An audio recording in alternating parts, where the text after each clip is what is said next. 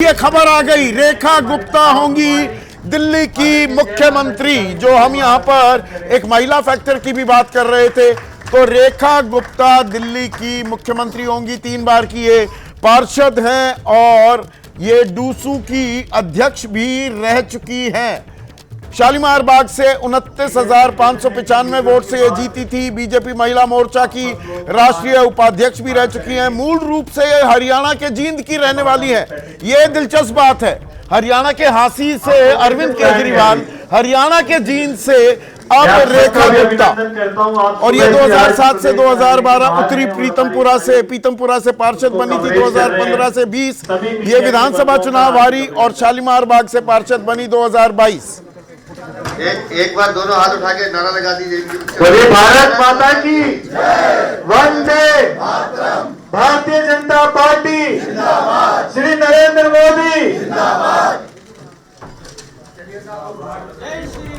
सब लोगों को जो कैमरामैन है वो बाहर आए। तो रेखा गुप्ता होंगी दिल्ली की मुख्यमंत्री। विधायक दल की बैठक, यहां पर अंदर की तस्वीरें आपको दिखाते हुए और अभिवादन करते हुए एक खबर अब तस्दीक जिसकी होती हुई दिखाई दे रही है। कौन बनेगा मुख्यमंत्री, इस सवाल का जवाब मिल गया है और रेखा गुप्ता होंगी मुख्यमंत्री और परवेश वर्मा उप मुख्यमंत्री होंगे। 2 नाम जिनकी सबसे ज्यादा प्रमुखता से चर्चा हो रही थी, लगभग उसी तरफ जाते हुए ट्राइड एंड टेस्टेड फॉर्मूला क्या अपनाया जा रहा है।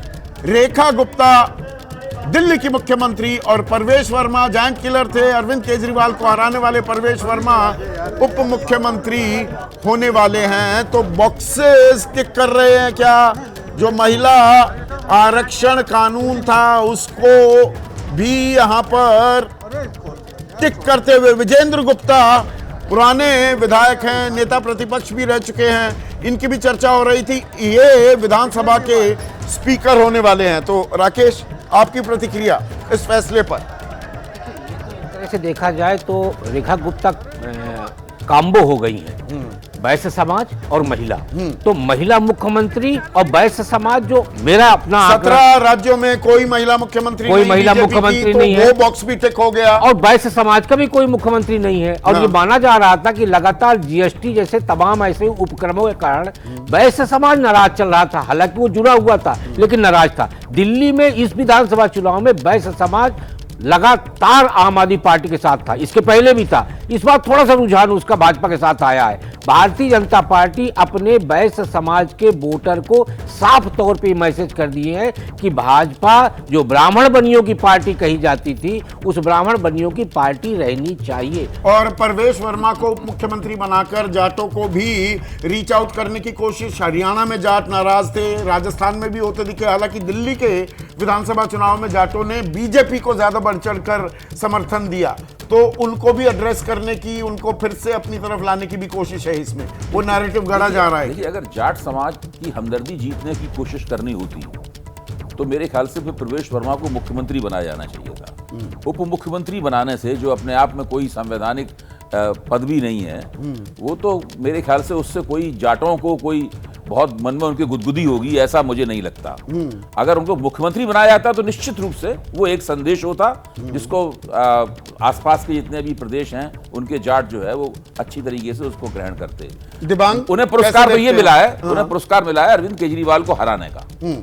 अरविंद केजरीवाल को चूंकि परास्त किया है, इसलिए उनको पृष्ठभूमि में नहीं डाला जा सकता था या एक महत्वहीन भूमिका में नहीं डाला सकता था। वो पुरस्कार पर अब इसे गाजे बाजे से पेश करेगी बीजेपी की। देखिए, हम महिलाओं को बेटी बचाओ बेटी पढ़ाओ, महिला सशक्तिकरण, हम महिलाओं को मुख्यमंत्री बनाने से पीछे हटने को तैयार नहीं हैं। आप बहुत तगड़ा जवाब भी दे सकते हैं मुझे इस बात का, पर मैं फिर भी अपनी बात कह दूं कि देखिए 5 नाम मैंने बताए थे, उनमें से एक सही बहू है और बहू ही मुख्यमंत्री बन। ये देखिए, रेखा गुप्ता के घर पर ही उनके परिवार से बात कर रही है मेरी सहयोगी ये मनोज्ञा। सबसे पहले अभी हमारे हाथों से कुछ चल ही नहीं रहा है। हम तो इतने भावुक हैं, हम इतने भावुक हैं कि हमें कुछ समझ नहीं आ रहा।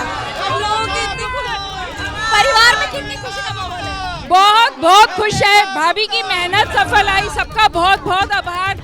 सबने अपना बहुत प्रेम भाभी को दिखाया है। हम सबके लिए बहुत बहुत थैंक यू सबके। पूरा परिवार एक साथ है, देवरानी जेठानी सब एक साथ है, कितने खुश है। बिल्कुल हाँ, रेखा गुप्ता को बहुत बहुत बधाई है, उसने हमारे पूरे परिवार का नाम ऊंचा किया है। तो वहीं दूसरी ओर मैं आपको इस समय खुशी का माहौल दिखा रही हूँ कि पूरे परिवार में जिस तरह से आज खुशियां हैं, आज सारा परिवार किस तरह से खुश है, वो आपको यहाँ पर मैं मनोज त्रिपाठी से कहूँगी, आपको तस्वीरें दिखाई। ये घर है, घर में इस समय जितने लोग हैं आसपास के वो सब, भाई साहब पूरा भरोसा था आपको तो मैंने आपको पहले ही बोला था कि आज जो मेरे दिल की आवाज है, महादेव ने जो बात सुनी है मेरी, मैं महाकाल का भक्त हूँ और मेरे दिल से सुबह से एक ही आवाज थी, करने जाएंगे। बिल्कुल बिल्कुल, महादेव के दर्शन मैंने प्रार्थना कर रखी थी कि बाबा महाकाल के दर्शन मेरी बहन के मुख्यमंत्री बनते ही मैं पहुंचूंगा। मैं महाकाल बाबा को सत प्रणाम करता हूं। जय श्री महाकाल। इतना बड़ा दिन है, सब कैंपेनिंग में लगे हुए थे। पिछले 1 महीने से हम लोग इसी के लिए लगे हुए, तो रोज पूजा पाठ चलती थी, कभी तो रेखा गुप्ता बनेंगी, हमारी भाभी है बड़ी। भैया दिन भर फोटो खींचते हो, ये बताओ, ये फोटोग्राफर है रेखा गुप्ता जी के, अब आप क्या मुख्यमंत्री के फोटोग्राफर बन गए ऑफिशियली? पक्का, हाँ जी।